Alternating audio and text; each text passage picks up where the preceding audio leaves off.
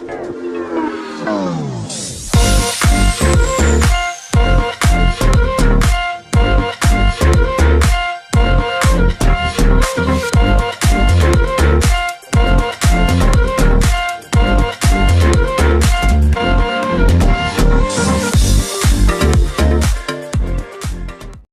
semua, salam sejahtera Malaysia. Apa kabar Anda semua? Apa kabar tuan-tuan dan puan-puan? Hari ini, saudara-saudara, tuan-tuan dan puan-puan, satu lagi isu yang benar-benar panas. Sebelum ini kita mendengar Muhyiddin Yassin yang terima 7 pertuduhan, dan kita mendengar lagi baru-baru ini Muhyiddin Yassin yang akan disiasat polis disebabkan membuat kenyataan yang berbaur fitnah ke atas Anwar Ibrahim, ke atas kerajaan. Hari ini pula kita mendengar sebaliknya. Kita mendengar hari ini pihak pembangkang pula daripada Parti Bersatu, pemimpin daripada Parti Bersatu, Ketua Penerangan Bersatu telah membuat satu lagi pendedahan yang mengejutkan dengan tindakan membuat laporan polis terhadap Perdana Menteri dan juga timbalan Perdana Menteri. Dalam satu artikel dari Astro Awani, Razali buat laporan polis terhadap Anwar dan juga Zahid Hamidi. Jadi kenyataan ini memang satu kejutan besar, di mana Razali sebagai Ketua Penerangan Bersatu telah membuat laporan polis terhadap Anwar dan Ahmad Zahid Hamidi yang juga timbalan Perdana Menteri dan juga Perdana Menteri. Ketua Penerangan Bersatu, Datuk Razali Idris, membuat laporan polis terhadap Perdana Menteri, Datuk Seri Anwar Ibrahim dan Timbalan Perdana Menteri, Datuk Seri Ahmad Zahid Hamidi, berhubung fitnah, serta dakwaan ke atas pengerusi Perikatan Nasional PN, Tan Sri Muhyiddin Yassin. Razali mendakwa Anwar dan Ahmad Zahid serta sekutu mereka cuba menghancurkan kepimpinan Perikatan Nasional dan Parti Pribumi Bersatu Malaysia Bersatu bagi melumpuhkan kekuatan politik gabungan parti itu untuk menghadapi pilihan raya negeri PRN di 6 negeri akan datang. Bila saya melihat berita ini, tuan-tuan dan puan-puan semua, saya berpikir kemarin ini fitnah ini dan akhirnya akan disiasat polis. Hari ini pula Parti Bersatu pula yang membuat laporan polis yang menamakan laporan polis terhadap Anwar sebagai Perdana Menteri dan juga timbalan Perdana Menterinya Ahmad Zahid Hamidi. Jadi saya rasa ini bukan satu kestabilan politik yang rakyat mahu, tapi kita tidak boleh mengelak ini sudah berlaku. Jadi tuan-tuan dan puan-puan semua, bagi saya ini satu perkara yang mengejutkan dan sudah pasti menyedihkan yang di Pertuan Agong. Disebabkan ini satu kemelut politik ataupun satu situasi keadaan politik yang memang panas dan sudah pasti rakyat pun akan terkesan. Dalam satu kenyataan ini, Razali mendakwa Anwar dan Ahmad Zahid serta sekutu mereka cuba untuk menghancurkan kepimpinan PN dan Parti Pribumi Bersatu Malaysia. Menurutnya, ia termasuk membekukan akaun bank Bersatu dan mendakwa serta mengheret kepimpinan parti berkenaan ke mahkamah. Pada 6 Disember tahun 2022, saya telah menonton televisyen.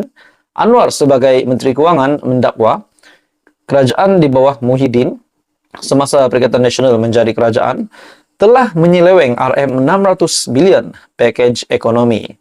Dakwaan tersebut jelas adalah fitnah dan tomahan palsu apabila RM600 bilion diturunkan kepada RM530 bilion sehingga RM92.5 bilion kemudiannya kepada RM4.5 bilion sehingga akhirnya kepada RM300 juta sahaja.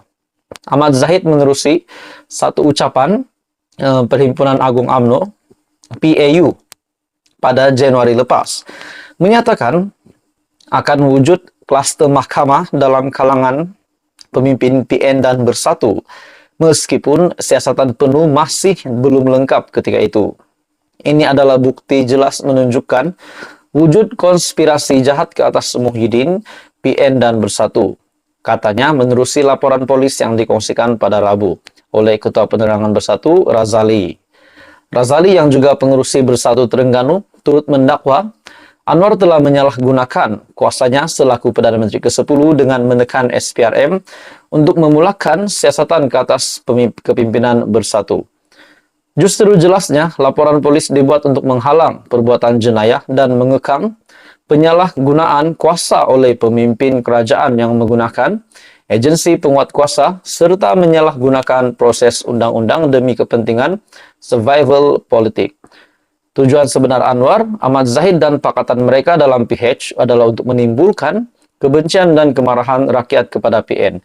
Jadi saudara-saudara, apa komen Anda? Itu adalah kenyataan daripada Razali, di mana Razali membuat laporan polis terhadap Anwar dan Ahmad Zahid. Teruskan bersama di dalam channel ini. Untuk perkembangan-perkembangan yang lain, jangan lupa tekan butang like, share, dan subscribe.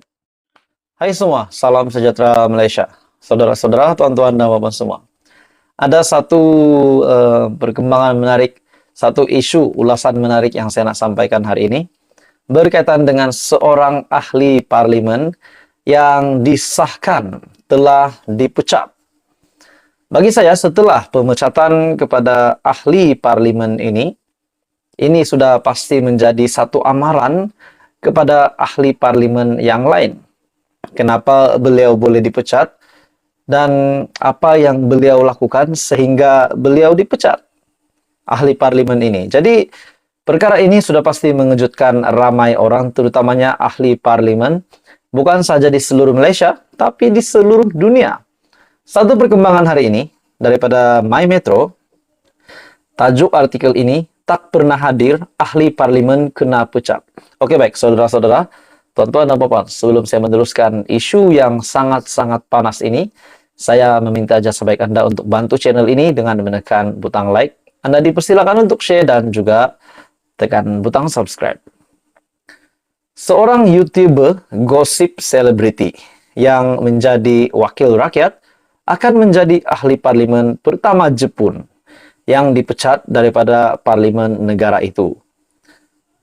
Yoshikazu Higashitani dipecat kerana tidak pernah menghadiri sidang parlimen sejak dipilih memegang jawatan itu 7 bulan yang lepas. Perkara ini berlaku di Tokyo, Jepun. Jawatan kuasa disiplin parlimen melucutkan statusnya kerana tidak hadir secara berterusan. Dia lebih dikenali sebagai GAASYY di YouTube kerana terkenal dengan video gosip selebriti dan pengundi memilih Higashitani sebagai wakil rakyat pada Julai lepas. Pemecatan adalah hukuman paling berat dikenakan penggubal undang-undang untuk kesalahan yang sama. Ia hanya berlaku 2 kali sejak 1950 dan ini adalah kali pertama seorang ahli parlimen dipecat kerana tidak hadir secara berterusan. Dewan ditetapkan untuk merasmikan keputusan itu lewat minggu ini. Ahli parlimen itu yang digelar ahli parlimen tidak hadir dipercayai menetap di Emiria Arab Bersatu. Dia setakat ini enggan menghadiri parlimen kerana bimbang akan ditangkap atas dakwaan penipuan dan dakwaan fitnah kepada selebriti, lapor media Jepun. Dia adalah salah seorang daripada 2 ahli yang dipilih daripada parti pembangkang, yaitu Seijika Joshi. Parti itu sebelum ini dikenali sebagai parti NHK, menyeru pembaharuan kepada penyiar awam Jepun. Jadi, saudara-saudara, tuan-tuan dan puan semua, bagi saya dengan kesalahan beliau, salah laku yang dikesan di mana beliau sehingga digelar oleh sehingga mendapat gelaran sebagai ahli parlimen tidak hadir.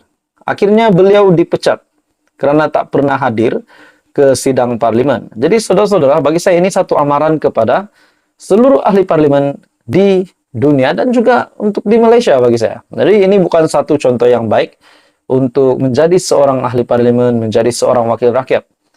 Jadi itu sudah menjadi kewajiban untuk seorang ahli parlimen itu untuk datang ke dewan. Jadi pada akhirnya bagi saya, pendapat saya secara pribadi, ini menjadi amaran kepada ahli parlemen di Malaysia supaya ini tidak menjadi ikutan. Apa komen Anda? Teruskan bersama di dalam channel ini. Untuk perkembangan-perkembangan yang lain, jangan lupa tekan butang like, share, dan subscribe.